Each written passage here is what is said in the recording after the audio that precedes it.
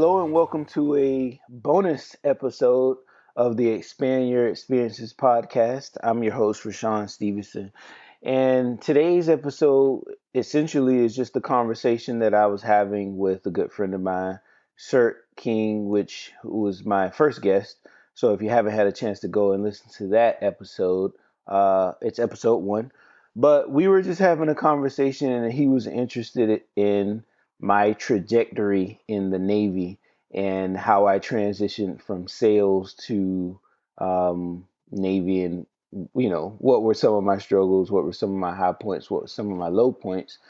So that's what we discuss.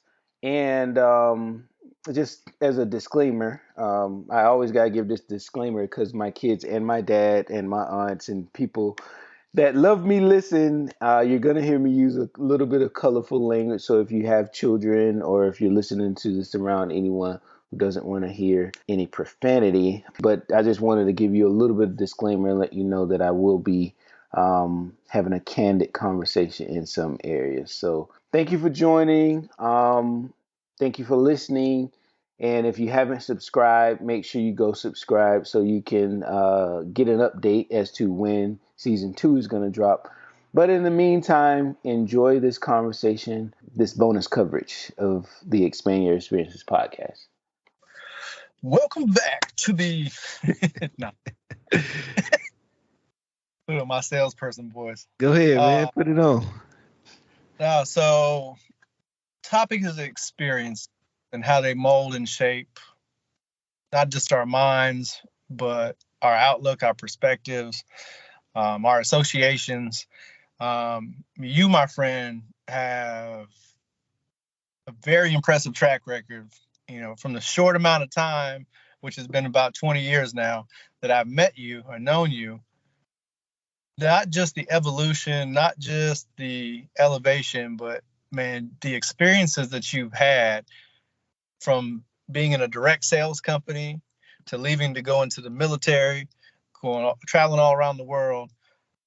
What was the biggest transition for you going from sales, where we met in that company, into a recruiting role in the Navy? Was that your first role in the Navy? It wasn't my first. It was my second role. What was your first role? Shit, man. To be honest, I would just consider the first role of being in the Navy is just figuring out how to be in the Navy and how to operate within the system of the military. But specifically, my job is, I work in supply. So basically, my specific job is we're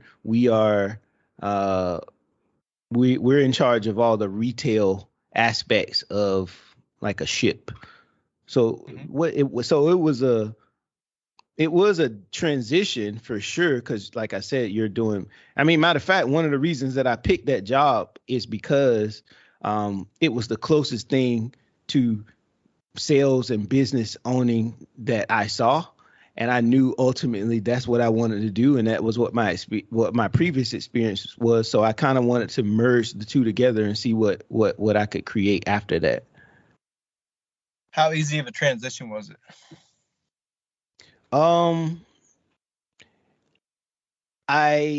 It was hard because you have to do a lot of things that don't make sense, whereas like when you're in sales, how we started in sales, you can do something that don't make sense one time, but you're only doing that until you realize it doesn't make you money and it doesn't make the sale, and then you're never doing it again. You know what I'm saying? It's like you're doing it completely different and you're doing what's effective. Whereas I think when you're doing things in the military, it's like in regards to sales in my particular job at the time,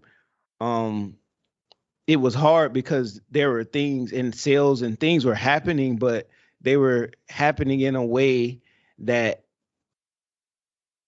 the mindset is this doesn't have to be good. This doesn't have to make sense because people are going to get it anyway. And I never really wanted to take on that mindset because I know that isn't ultimately, good business.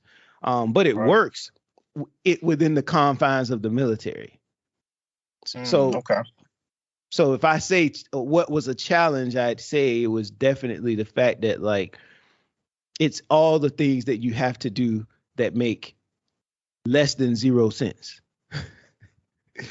Was basic training harder, or was it the first role going into your recruiting role on the second role?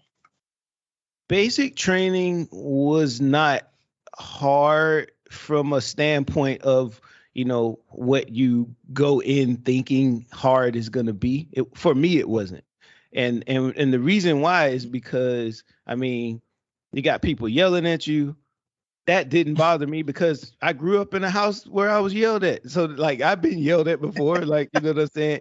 And in the back of my mind, I knew the people couldn't touch me. All they could do was yell. So I already kind of knew it was a game going in. I mean, I was already 25. I already had quite a bit of life experience. I had moved around quite a bit. Did a lot of stuff before the military. So it was just like it was a game.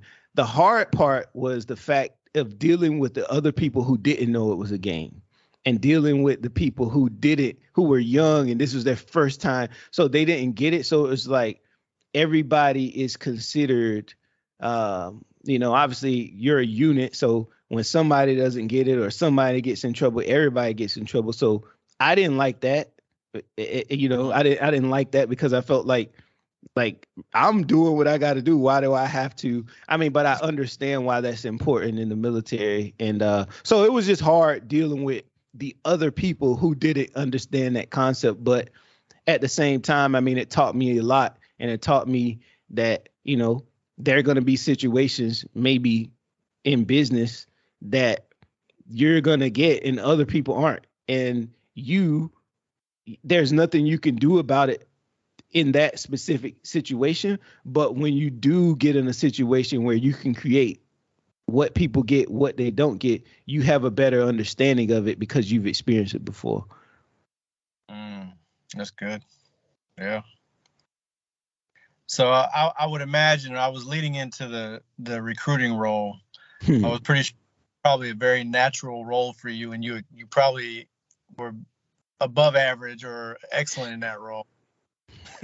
Well, man, recruiting was really where I learned it was a period where I learned a ton about myself and a ton about my abilities. On the outside looking in, I mean, you would say that, yeah, I mean, because you know me now, like it would say like that seems like a natural role for you. But I think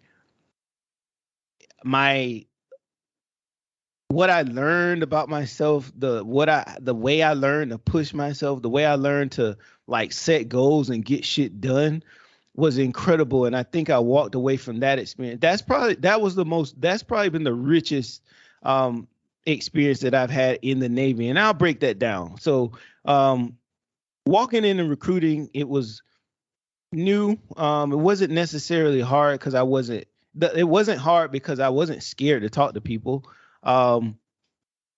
It was, I just didn't know the process. Like I knew how to talk to people. I knew how to make sales. I just didn't quite understand the process yet. So I started learning the process. I worked for a really, really, really shitty leader at that time. I mean, so it was a little harder for me to grasp the process. But I wanted to be good at it because, I wanted a promotion. I wanted to put the work in, right? But I just happened to work for a really shitty leader. And it was nothing I can do. It was like very humbling because I was thinking like, man, I'm doing everything I can do, but I don't necessarily know if I'm gonna be able to achieve my goals, under the leadership of this person. Right. And as fate would have it, there's another guy actually in another office, and I used to always look at the stats. And this cat was always killing it, and he was killing it so hard that I didn't even know that it was possible that a person can do the shit he was doing based on numbers. And he and I start talking a little bit, and whatever. Because I was just trying to feel him out. I was like, "What's this guy doing?" But at the time, I didn't want to ask him because I was new, so it was like I didn't know how he would respond to competition, or he'd think I would competition or whatever. So I just kind of watched him from afar. So after 3 months of recruiting, you have what they call a recruiter development board, and they basically sit you down with like the top dog, um, and he asks you questions, and there's a certain level of knowledge that you should have at that point. No one fails this. Okay. No one fails this board. Guess who failed it? Me. Oh, you did. I failed it. No one fails this board. But I go in there and I fail it. And the guy says, he walks out, he tells me, he was like, hey, listen, people don't usually fail this board. He was like, but I'm gonna fail you because I feel like you could have been more prepared, A. And he was like, I feel like based on what I know about people and what I sense about you, this is gonna be the best thing that ever happened to you in your recruiting career. And he was absolutely right, because me failing it made me say, well, fuck. All right. That didn't work. Like now I'm out here looking like, like I don't know what the fuck I'm doing. And this guy believes in me. Why? I don't quite know why yet, but I was willing to reflect on it. And he asked me, and it's so crazy because he asked me, did I know the guy that I'm telling you about in the other? He's like, do you know him? I was like, yeah, I know him. He was like, I want him to be your mentor. I want you to go. I want him to be your mentor. And so I reached out to the guy again and told him what was said. And he was like, you know what, man, I would love to actually come work in your office. And he was like, since he said that, he was like, let's play a little chess. Let's see if we can make it happen to where I can get to where you are. Cause, like, and then we can kind of run together. I'm like, well, shit, let's do it. And it happened like that. Right. But, oh, by the way, there are more obstacles. Right. So then, we played basketball a lot, and, I've been there for 6 months now. Then I tear my Achilles tendon playing basketball. Oh, So now I'm out for a month. All the momentum that I had, that I was gaining, I lost, just from the injury, which was another time of reflection and pain, right? So now I'm thinking I'm behind, and what I came here to do is going to be harder for me to do now, because now I have less time to do it, and I have to recover from an injury. I've never been injured before, had a major injury or surgery in my life, and now I got to recover from that. But now, so now the deck is stacked against me, right? And this is why I say I learned a lot about myself, because, bro, I turned all those variables into being the recruiter of the year, the sailor of the year. I got a college degree during that time. I won so many freaking awards that it ain't funny. Like every time we got to an award show, like people made me sit on the outside because I was winning so many awards. So it's like what I learned seriously, and what I learned about, and that's why I say I walked away with so much like about myself, because I overcame so many obstacles. I knew what it took. I learned what it took to set goals. I learned what it takes to overcome variables, and how to become a problem solver and not allow whatever the situation was to just accept that situation. I always had to find ways to overcome that situation and become a problem solver. And I learned, and I gained this approach that, like, the more problems I solve, the more successful I will be in recruiting. Because essentially, when you're recruiting, someone's coming in with a problem. Their problem is they don't like their job. Their problem is they want to join, but they can't because of this. They can't because of that. So I took on this mindset of, and I don't completely take credit for this mindset. I mean, the guy that I said I started working with, we challenged each other. I learned about accountability. I learned about setting goals together. I learned about communication. I learned about so many different intangibles, and then how to apply them to myself, that those are the things that added up to make me a good recruiter. That's good. Yeah. Problem solving. That's typically what everything comes down to. If you really think about it, like, you're an entrepreneur. Like, think about most of the situations that you have, bro. A situation a proposal will come up and it looks perfect. But then you go to the job and then there are a ton of problems that you got to overcome. But by the way, I got to have this done. Bro, everything boils down to problem solving and your ability to do so. Yeah, absolutely. 1000%. That was a very good, vivid story you just told. As you were saying, how you failed, and no one ever fails. I was sitting there thinking, not to compare you to Michael Jordan, but he got cut his freshman year. It's the best thing could ever happen to him because he came back with that hunger, that tenacity, and he was somebody that probably had to sit all the way on the end because he got all these awards. Right. Yeah. So, But and it's so funny because the guy that I referenced that I did a lot of the had a lot of success with. I remember specifically him saying one day, "Hey, I want to be this. I want this to be the station of the nation." Now, I'm like, shit, I ain't never heard nobody talking heavy like that. But by the way, like I'm like, what? That dude was talking so heavy, right? And then not only was he talking heavy, but bro, I'm looking at the situation. My office was the shittiest office in the district. We were the bottom. Like the office never made goal.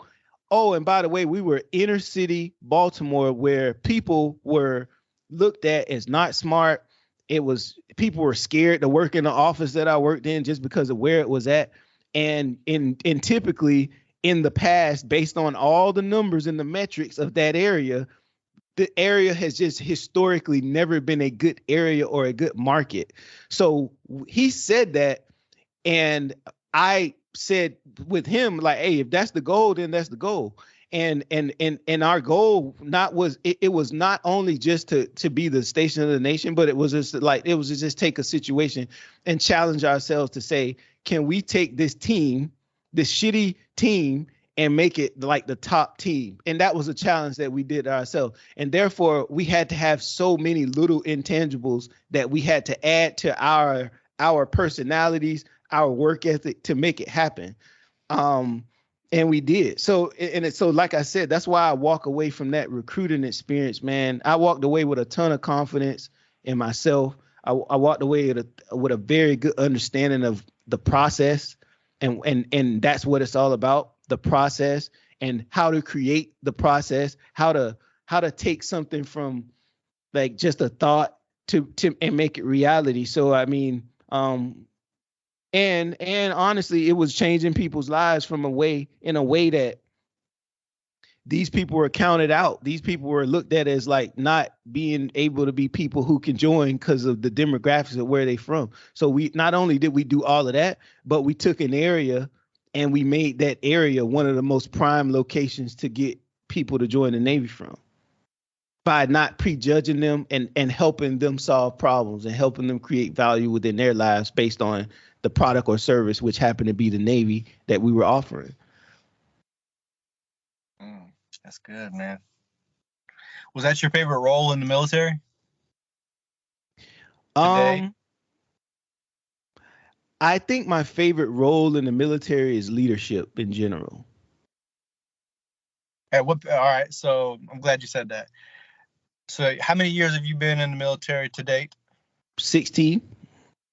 16. So how many years did it take for you to develop where you were actually in the leadership role?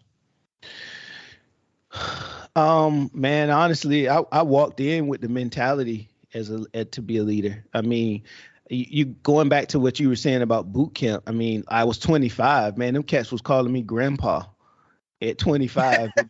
You know what I'm saying? Like, them cats was calling me grandpa at 25 because they 18 and 17 years old. I mean, it was a dude. Yeah, it was a dude in there. He was 32. I was like, man, y'all need to be calling him grandpa. Like, y'all can call me something else, but grandpa, it should be him. But anyway, honestly, man, that's just a role that I kind of took on in terms of leadership, because I realized that, like I told you, I realized that the only reason that I wasn't stressing out was just because of the experience that I had prior to that. They didn't have that experience, therefore they were stressing out. So they were gonna maybe naturally gravitate towards me. Then when I got like from, out of boot camp and everything else like that. I came in and, I'm not going to sit around and I can be led. I mean, I obviously, but there were certain situations that I was able to, be a leader in, and no one tried to stop me from doing it because they saw, A, I was older, and B, that I was leading. So, and people were following me. So it was like, it's kind of a role that I've always had. But what I will say is that I was unaware of it. I was just doing those things just because I was doing them. But I became aware of it maybe after about 4 years of being in. I became more aware of of the fact that I was a leader, and I started taking it more serious. And when I say taking it more serious, I mean by actually cultivating my mind and my perspective on how to become a better leader. Mm. So, when in your military career were you noticed as a developed leader, and was it after the recruiting role or during the recruiting role when you started getting all your accolades and achievements? It was before. It was definitely before. I mean, and like I said, I started getting recognized as that from day one. Um, and I'll go back a little bit more. So the transition from boot camp to my first ship, there's a school that I went to, and if you finish at the top of your class, you get automatically promoted to like E4, right? So I was like, man, Okay. I'm 25 years old. Like, I need to be an E4 walking out of this motherfucker. So that was my goal in school. In the school, I ended up finishing top of my class so I can go in recognized as a low level leader when I got to my first place. So the expectation was that I can be this like lower ranking leader, and I've always and I did that, and I embraced it, and I did a pretty good job at it. And then just over time, I ended up, because I earned the trust, and I started to get more responsibility and more leadership opportunities. So uh, I I've pretty much always been recognized as it, but it's been more gratifying over the years that when I became aware of it and started to develop the leadership style, my style, to develop and grab and get my own leadership personality, my own leadership style. Okay. What's the biggest amount, or no, how many sailors have you had the privilege to be in command of, whether it be a unit or on the ship? What was the Um, largest? at one time, probably about 30 people. Yeah, That's good. probably 30 A lot of people or so. personality. Huh? So how do you navigate through a group of 30 people on a day in and day out basis to get them to not necessarily fall in line, but to get them to perform at their peak? Um, so let me back up a little bit. One of the I think coaches are the best leadership examples that I've been able to pull from, in terms of developing my leadership style and developing my leadership my skills. Because they coach, what, 15, 40 something, whatever it is, people, all who are super talented, who may have been the best where they're from, and they just might be coaching the best of the best. And one of the things that I learned through watching them was that you have to treat everybody as an individual. You have to understand that everybody is an individual, that everybody that you're leading is different. They come from different places. They have different walks of life. So it's like you can't have this one overall blanket leadership style that you think applies to everyone.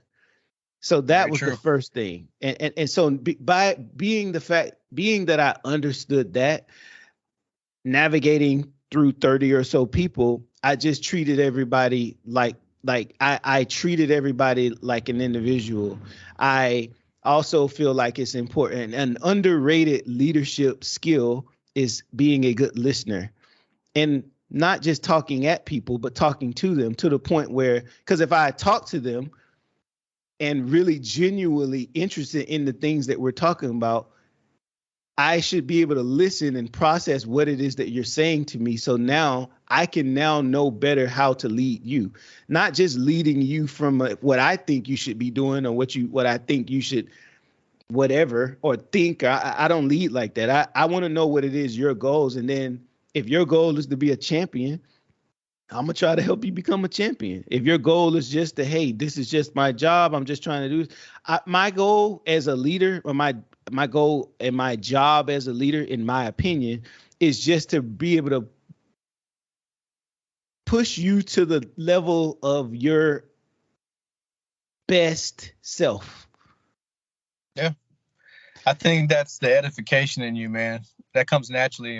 Even though we were taught it, like you do that to this day, like directly, indirectly, consciously, and subconsciously. Mm-hmm. Your edification is probably one of the best that I've ever been exposed to in my professional career as a salesperson or a business owner or whatnot. I've Well, always appreciated about you for sure. well, let's break that edification part down. I mean, and I can go back to the leadership part, but like, you know, my definition of edification is just really just talking about something and telling someone, how can I say this? Uh, I don't know this leadership quote like verbatim, but it's something along the lines of a good leader doesn't make people do something, they make them see the value in it so they can want to do it themselves. Mm-hmm. So Right. and that's the thing. Like I want you to be able to do it because you want to do it. I want you to be able to do it because you want to get this done. And I feel like going back to what you said about edification, it's just like edification is just really helping someone see the value in something. Yeah, you're exchange or not exchanging, but you're giving the credit to that individual or that thing that you're Yes. edifying. Right. You're building the value into that. So perfect example is when we used to speak in front of crowds when we do our briefings and trainings. You'd have somebody that would do an intro that would come up and tell their story, give some credentials about the company, and then they would introduce the next speaker through edification. Um, and another person that was really good at it was Tony Levy. Mm-hmm. She was very edifying and bringing up the next speaker and always promoting that person. So yeah, you were them one of the tops, man.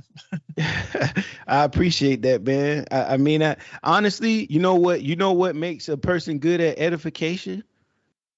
Humility. Authentic. That too, yeah.